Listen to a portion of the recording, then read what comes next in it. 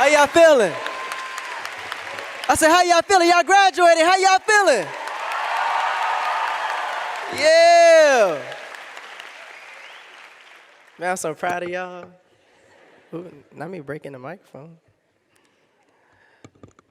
Is this how it goes? Okay, we back in business.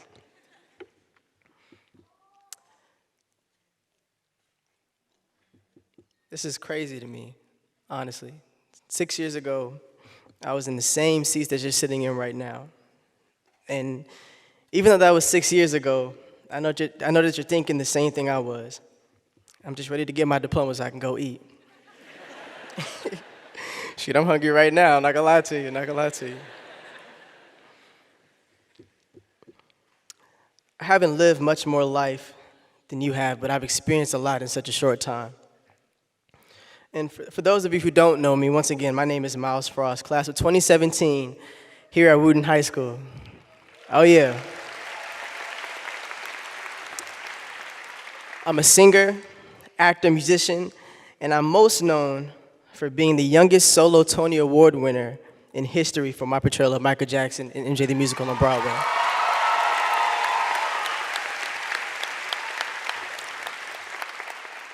But I think something that's more important than the award I won is, how did I get here?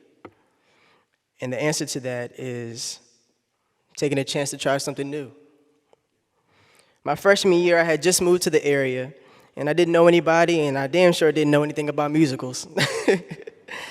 I've been playing piano by ear since I was 6 years old. So when I wandered into an empty chorus room during lunch one day, I knew I had found my happy place. On this particular day, when I was playing the piano, a teacher walks in. Her name is Carla Ingram. What she didn't know is that at the time, she would be one of the main reasons why I'm standing here talking to you today.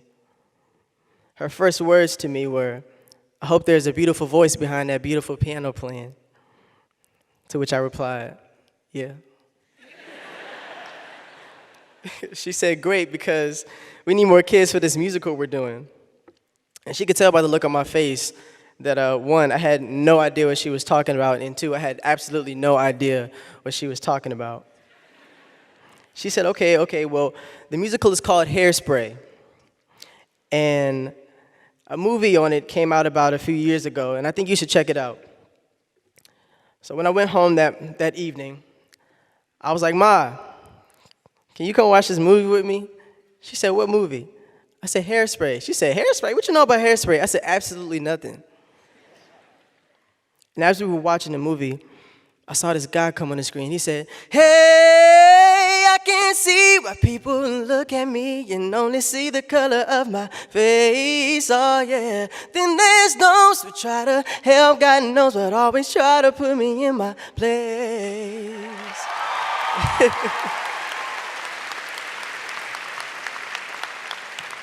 And I was like, yeah, I want to be that guy right there. I want to be that guy. Well, I auditioned, and I ended up getting the role. And believe it or not, playing the role of Seaweed J. Stubbs was my first time singing and dancing on stage at the same time. I was so used to being behind the piano and singing. So this brought me out of my element. But I fell in love with it, and it inspired me to start getting involved in the school more, in the talent shows and the school activities. But there was one particular activity or show that caught my eye, and that was TNL. I felt like it was real, it was raw, and it was a perfect opportunity for me to explore this newfound love. So I decided to participate. I ended up winning TNL my freshman year, and that experience solidified that performing on stage, allowing people to let loose while giving them an amazing show, inspiring them, or even just helping make a person happy for like 2 hours was something that I really wanted to do. And now, even though everything seemed to be going well on the music side of things, there was one major roadblock: my grades. I was just starting my sophomore year, and up until this point, I was maintaining a whopping 1.5 GPA. Thank you.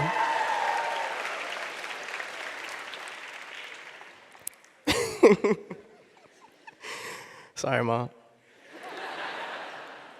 But as you could probably imagine, my mom wasn't too happy when she found out. And as a result, she did what any responsible parent would do. She said I could not do any extracurricular activity. My grandma's calling me. Hello? Hey, Myles, what you doing? So I am doing the commencement speech at Wootton's graduation right now. You want to say hi? Whose graduation? At Wootton's graduation. Whose graduation? At Wootton's graduation. I'm speaking right now. Yes. Oh, so you there? How you happen to be there? Grandma, I'm doing a speech right now, and everybody can hear you. You want to say hi? Okay, bye. My grandma, everybody, my grandma.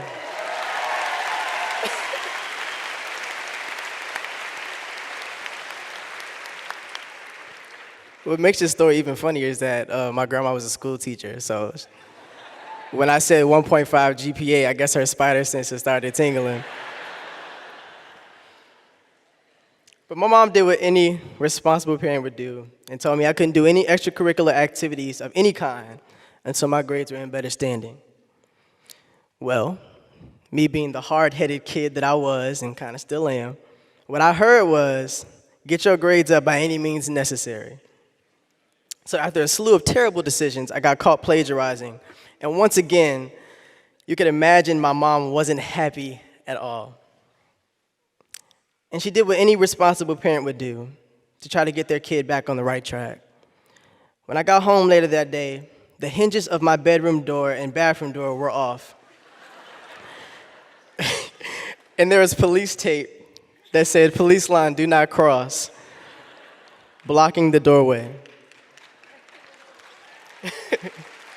Mom, where you at? I know she's in there somewhere. I turn around and see my mom standing behind me holding an orange jumpsuit. I'm pretty sure you can guess where this is going. I put the jumpsuit on and she takes me to her office where I see a blow-up mattress on the floor. She said, "I don't know if you know this, but you can go to jail for plagiarism. And since you want to act like a jailbird, I'm going to treat you like a jailbird." And now I'm not advising any parents to take the hinges off their child's door. However, what I did learn from that experience is one, I'm never going to plagiarize again. And two, it's better to just be authentic and do it the right way the first time.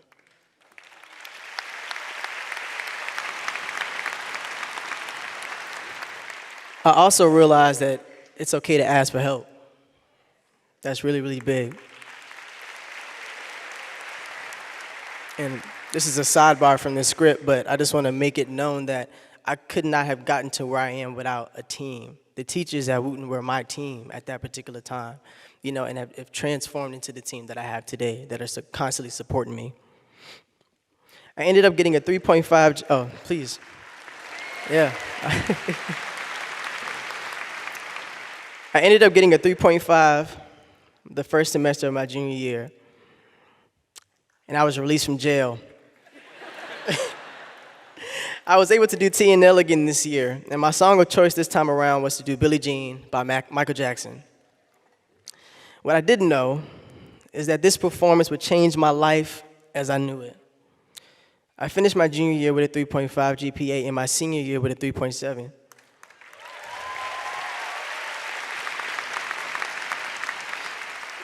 And I was never the best in school, nor would I claim to be, but I did my best.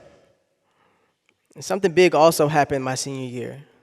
I was in my first movie, and I was on season 13 of NBC's The Voice. And I'm going to explain why that's important in just a second, so just keep that in the back of your mind. We flash forward to 2021 of my junior year of college at Bowie State University. And my acting coach, Leland Thompson, calls me on the morning of my sister's birthday. And he says, "Hey, I know this might sound weird, but I woke up thinking about you this morning." We had only had about 4 classes at this point, so I'm not gonna lie, it was a little weird. I said, "What do you mean?" He said, "Yeah, man, I thought about you this morning, and the first thing I did was I went on YouTube and I looked up your name. And the first thing that popped up was Myles Frost performing Billie Jean." The video he's referring to is a video my mom took on her iPad during TNL. She was holding her iPad with the flash on like this. Recorded everything on her iPad. Parents, I cannot stress to you enough the importance of recording your children doing the things that they love. As much as they hate it, you never know how that video that you take could change their lives forever.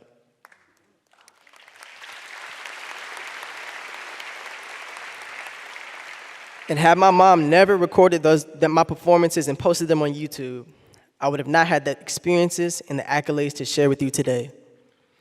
He said, I have this pretty cool opportunity I think you'd be perfect for. Thus, MJ the Musical. We flash forward again, exactly 1 year and a month from that conversation. I'm sitting in my seat at Radio City as a Tony Award nominee for Best Lead Actor in a Musical. Now, thank you. Now remember how I told you to keep me being on The Voice in the back of your mind? Well, here's why. I didn't win. I didn't win The Voice. In fact, I didn't even get a chair turn. The judges at the time were Miley Cyrus, Blake Shelton, Adam Levine, and Jennifer Hudson. And even though I didn't get a chair turn, Jennifer Hudson gave me some very, very kind words of encouragement. I hugged all of the judges and walked off the stage.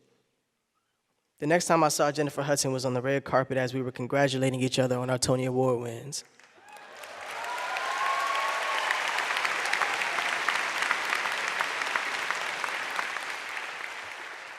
Now, there are a few lessons to these stories. One, it's not about how you start, it's about how you finish. But if you're able to start strong, make sure you also finish strong as well.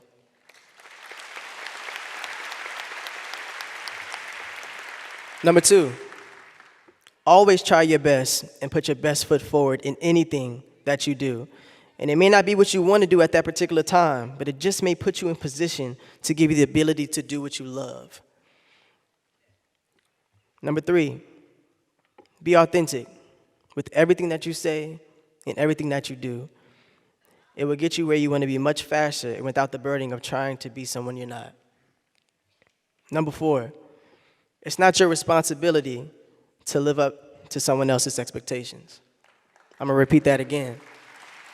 It is not your responsibility to live up to somebody else's expectations. Create your own standards and live up to them. I'm never going to be the perfect embodiment of Michael Jackson for the simple fact that I'm not him, nor do I want to be. I've always been and forever will be Myles Frost.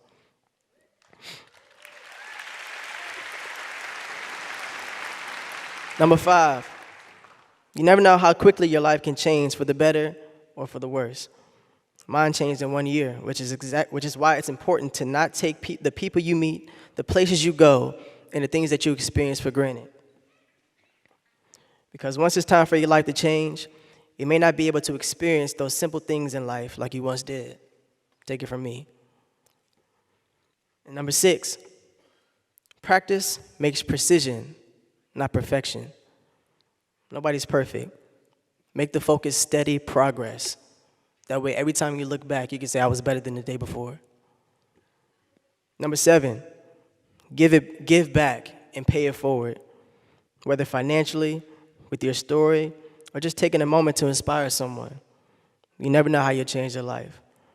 And lastly, number eight, have fun, because if you're not having fun, then what's the point?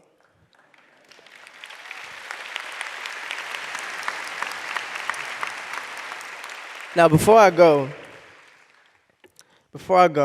I just want to show you one of my prized possessions.